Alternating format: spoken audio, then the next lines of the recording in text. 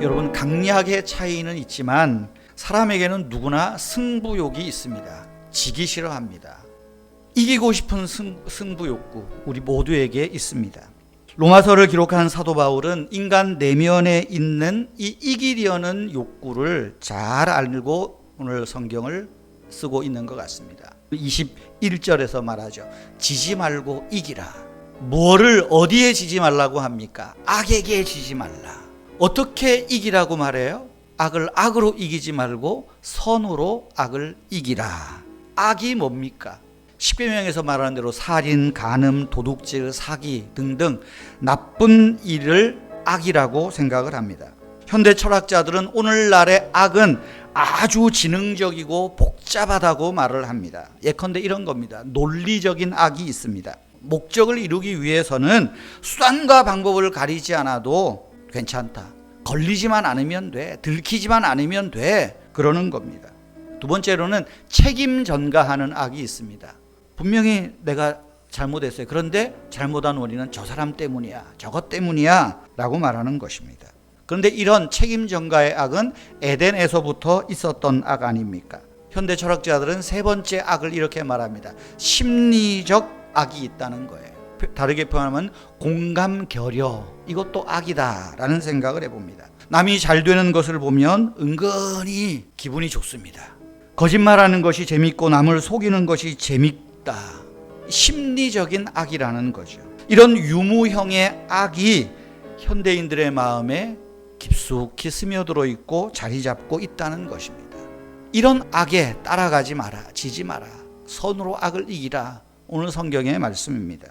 우리는 누구나 선으로 악을 이기고 싶어 합니다. 그런데 이게 잘 안 됩니다. 굉장히 어려운 걸 알고 있습니다. 그러면 어떻게 우리가 선으로 악을 이길 수 있을까? 첫째는 축복의 삶을 사는 겁니다. 축복하십시오.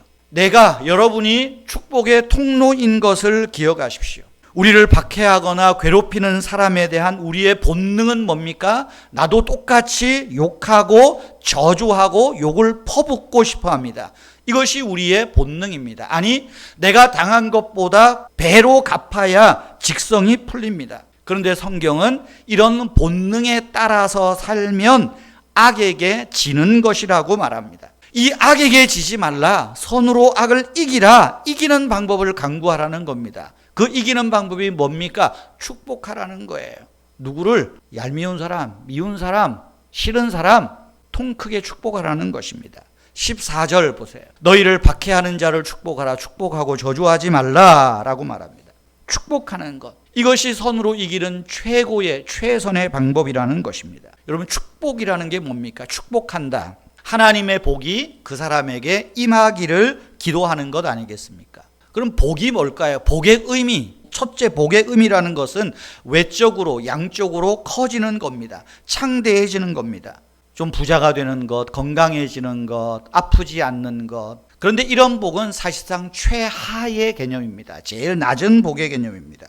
두 번째 복의 의미는 뭘까요? 함께 있는 사람들과 좋은 것을 나누는 겁니다. 행복을 나누는 것입니다. 여러분들이 천국과 지옥을 수시로 경험합니다. 어떤 부분에서 그럴까요? 사람과의 관계에서 느낍니다. 사람과의 관계가 틀어지면 구중궁궐에 살아도 거기는 지옥입니다. 그런데 관계가 좋으면 초가삼간에 살아도 거기는 천국입니다. 더불어 사는 사람들과 나누는 행복, 아무리 많은 돈을 주어도 살 수 없는 것입니다. 그래서 외형적인 창대해지는 복보다 조금 더 발전한 복, 함께 사는 사람들과 좋은 것을, 행복을 나누는 것입니다. 세 번째 복의 의미는 선하고 아름다운 마음으로 살아가는 겁니다. 명품백을 들고 비싼 옷을 입어서 아름다운 게 아닙니다. 그 사람 됨됨이, 생각이 아름답고 삶 자체가 아름다움을 추구하는 그것이 복이라는 것입니다. 네 번째 복의 의미는 바른 길을, 정도를 걷는 것입니다. 정도를 걷는 거예요. 주의 길을 걷는 것이 복이라는 것입니다. 어떻게 올바른 길을 걸을 수 있겠습니까? 현재에 급급하는 것이 아니라 영원을 보는 것, 미래를 볼 때, 앞날을 볼 때 우리는 그래도 옳은 길을 선택하고 옳은 길을 따라갈 수 있습니다.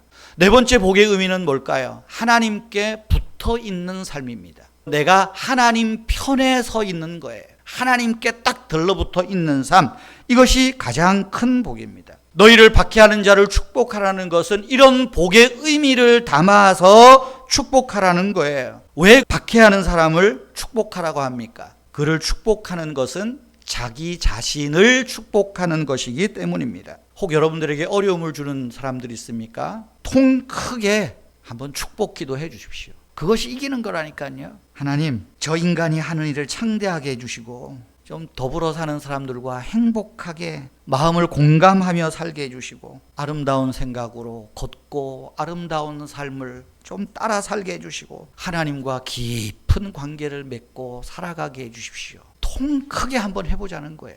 여러분, 내가 이렇게 축복해서 응답이 되었어요. 그를 향한 하나님의 복이 누구를 통해서 간 겁니까? 나를 통해서 간 거예요. 나를 통해서 간 것 아닙니까? 창세기 12장에 있는 말씀인데 너는 복의 근원이 될지라. 내가 그 사람을 복주니 축복하니 하나님이 그를 축복해서 하나님 편으로 돌아오게 하신 것 아닙니까? 남을 축복하는 것은요, 나를 축복하는 것입니다. 내 미래를 축복하는 것입니다. 누군가를 축복하는 것은 나를 위한 축복이라는 것을 기억해야 됩니다. 같은 의미로 이 말을 바꿔볼까요? 남을 저주하는 것은 나를 저주하는 거예요.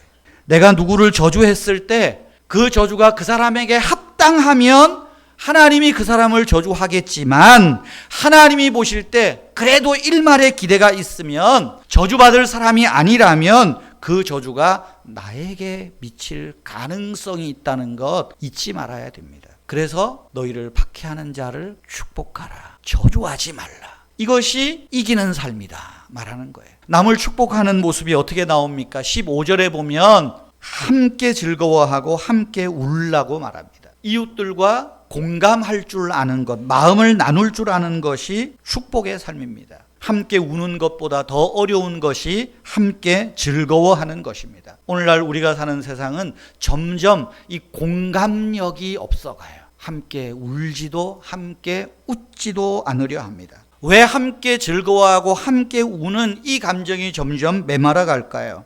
겉으로는 표현하지 않지만 우리에게는 내가 상대방보다 낫다는 좀 우월의식이 다 가지고 있는 것 같아요. 우린 나도 모르게 상대방을 내려다보려고 합니다. 그러니 우리 마음에 장벽이 생겨서 함께 마음을 나누지 못하는 것 아닌가 생각이 됩니다. 이 본능들을 이기는 것, 함께 즐거워하고 함께 울 줄 아는 것이 축복의 삶이라는 거예요. 악에게 지지 않고 선으로 이기는 삶이라는 것입니다. 이어서 16절도 그 말씀입니다. 너희는 서로 마음을 같이하여 높은 데 마음을 두지 말고 도리어 낮은 데 처하며 스스로 지혜 있는 채 하지 말라. 스스로 지혜 있는 채 하지 말라. 나 자신을 낮추라는 거예요.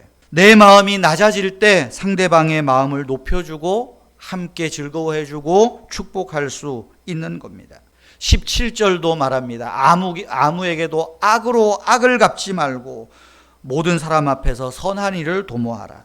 여기 악을 악으로 갚지 말고 선한 일을 도모하라는 것은 21절에서 말한 악에게 지지 말고 선으로 악을 이기라, 그 말씀이죠. 악을 악으로 갚는 것, 지는 것입니다. 선한 일을 도모하는 것, 여기 도모한다는 것, 생각하고 계획한다는 것 아니에요? 미리 어떤 상황에서든지 먼저 선으로 이길 방법을 도모하라, 생각하고 계획하라는 것입니다. 그럴 때 어떤 삶을 살까요? 18절에 보면 할 수 있거든 모든 사람과 더불어 화목하는 길을 찾는 거예요. 서로 이기는 길을 찾는 거예요.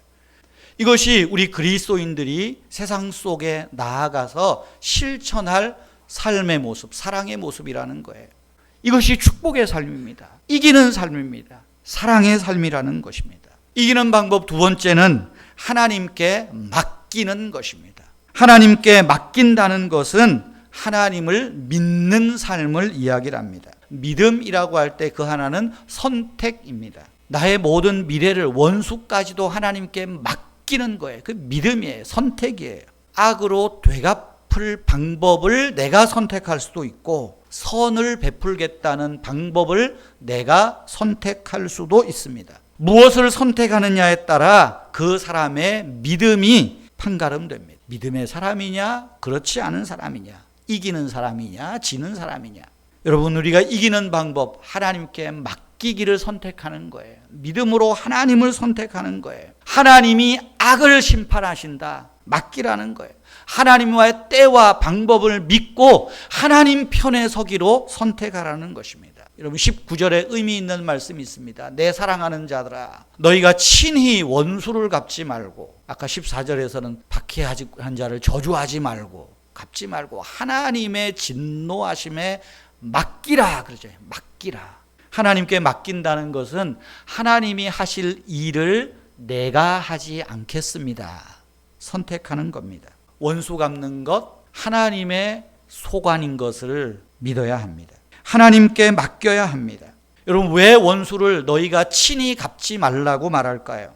여러분, 누구하고 원수가 됩니까? 생판 모르는 사람하고 원수 됩니까? 아니요. 잘 알고 있는 사람하고 원수가 됩니다. 원한이 쌓인다 그러잖아요. 쌓인다. 쌓였다는 말 자체가 오랜 시간이 흘러서 축적된 것입니다. 적어도 1년, 10년, 20년 깊이 알다가 뭐가 서운함이 생겨서 그게 쌓이고 원한이 되고 그 원한이 쌓여서 원수가 되는 겁니다. 그렇게 보면 원수가 된다는 것은 누구 한 사람 때문에, 저 사람 때문에 원수가 되는 건 만도 아닙니다. 쌍방의 책임이 있고 쌍방의 과실이 있습니다. 그렇기 때문에 원수를 네가 친히 갚지 말라, 함부로 내가 심판해서 안 된다는 거예요. 하나님께 맡기라는 것입니다. 원수를 갚는 대신에 어떻게 하라고 하죠? 20절 보세요. 네 원수가 줄이거든 먹여라, 목마르거든 마시게 해라. 그리함으로 네가 숯불을 그 머리에 쌓아놓는다. 잠언 25장에 있는 말을 바울이 인용해서 한 말입니다. 그런데 여기 재미있는 말이에요. 숯불을 그 머리에 쌓아둔다.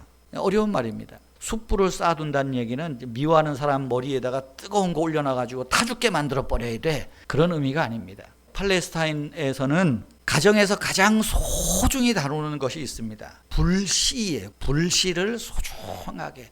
그래서 불씨를 꺼트리면 안 돼요. 어떤 집에서 그만 불씨가 날아가 버렸어요. 불씨가 없어요. 불을 피울 재간이 없습니다. 그러면 어떻게 하죠? 이웃집에 가서 숯불, 핀 숯을 빌려오는 겁니다. 통에다가 이고, 그럼 사람들이 숯불을 머리에 이고 가는 사람 보면 뭐라 그래요? 아이고, 저 집에 불 꺼졌구만.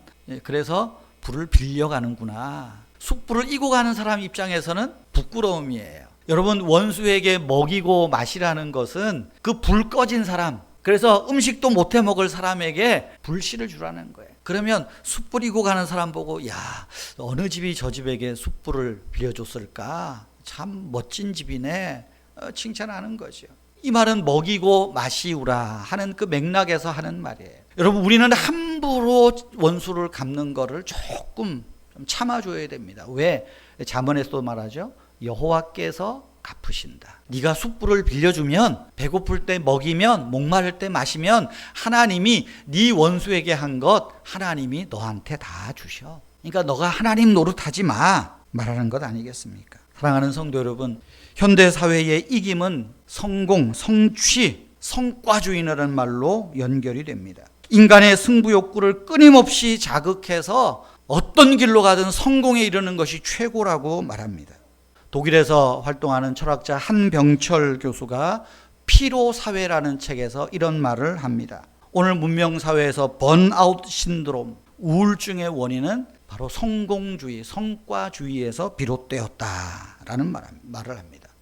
세상은 끊임없이 너는 할 수 있어, 너는 할 수 있어 하면 돼. 그 메시지에 세뇌된 사람들은 자기를 보지 않고 오직 목표만을 향하여 정신없이 달려갑니다. 그런데 그 결과는 성공이 아니라 과다한 노동에 의한 탈진이요 우울증이다. 번아웃 신드롬이 인류에게 찾아왔다라고 말합니다. 사랑하는 성도 여러분, 오늘 성경은 우리에게 그런 세상의 성공 방법, 세상에 이기는 방법이 아니라 좀 세상과 다른 이김의 방법을 이야기하고 있는 것입니다. 원수를 사랑하라. 어떻게 원수 사랑해서 이길 수 있겠어요? 그런데 하나님은 그것이 이기는 방법이라는 거예요. 이것이 그리스도인이 세상에서 살아가는 방법이다 라고 말씀하고 있는 것입니다. 악에게 지지 않고 선을 이기는 방법, 좀 통 크게 축복하고 공감의 마음을 가지고 서로 마음을 합하고 그 모든 것 하나님께 맡기는 이 통 큰 신자다움, 통 큰 하나님의 말씀을 들을 때 우리는 악에게 지지 않고 선으로 이기는 하나님의 사람이 된다 말하고 있습니다. 이 한 주간에도 저와 여러분들이 어렵고 힘들지만 어쨌든 주님의 말씀 붙들고 주님의 음성에 귀를 기울이고 지지 않고 이기는 복된 성도님들 되시기를 주님의 이름으로 축복합니다. 하나님 아버지, 지난밤도 보호하시고 또 잠 잘 자게 하시며 이제 주일 이후 한 주간을 하나님과 함께 시작하게 하시니 감사합니다. 하늘에 계신 우리 아버지여, 아버지의 이름이 거룩히 여김을 받으시옵소서. 아버지의 나라와 뜻이 하늘에서와 같이 땅에서도 이루어지게 하옵소서. 하나님은 태초에 선악과를 따먹지 못하게 하신 것을 통하여 인간 스스로가 옳고 그름을 판단할 수 있는 존재가 아님을 가르쳐 주셨습니다. 시간과 공간에 갇힌 피조물은 절대자 하나님의 선악의 기준을 가질 수 없게 하셨습니다. 그럼에도 불구하고 우리는 나와 다른 것들을 틀렸다고 정죄합니다. 주님만이 우리를 판단하고 정죄할 수 있음을 믿음으로 고백합니다. 주님, 내가 하나님의 자리에 서서 선악의 기준을 가르지 않도록 도와주시옵소서. 주님, 내가 모든 문제를 해결하려니까 자꾸 문제 속에 함몰되고 스스로 모순에 빠질 때가 많습니다. 도와주시옵소서. 주님 안에 거할 때 우리가 참된 자유와 안식을 누림으로 나와 다른 사람도 받아들이며 사랑할 수 있음을 믿습니다. 주여, 저를 붙드시고 성령으로 인치시고 능력을 주시옵소서. 그리하여 하나님 안에서 비로소 만개하는 인생의 즐거움을 누리게 하옵소서.